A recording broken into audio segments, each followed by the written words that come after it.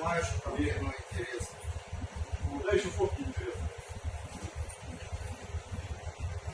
Сейчас, а ну давай видео ему еще раз. На всякий случай.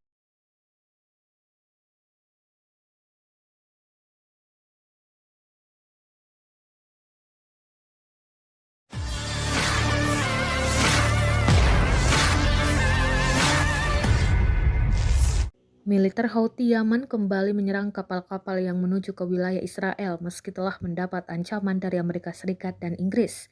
Diinformasikan, militer Yaman menargetkan kapal curah Yunani Sogravia di Laut Merah. Adapun kapal tersebut mengangkut 24 orang di dalamnya.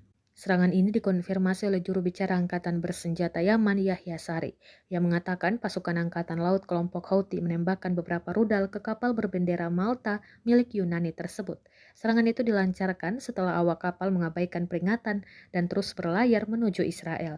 Sari mengklaim bahwa rudal itu mengenai kapal. Kerusakan atau korban jiwa masih belum jelas. Kapal Sogravia itu diroda saat berlayar menuju utara di Laut Merah 141 km barat laut Pelabuhan Salef di Yaman.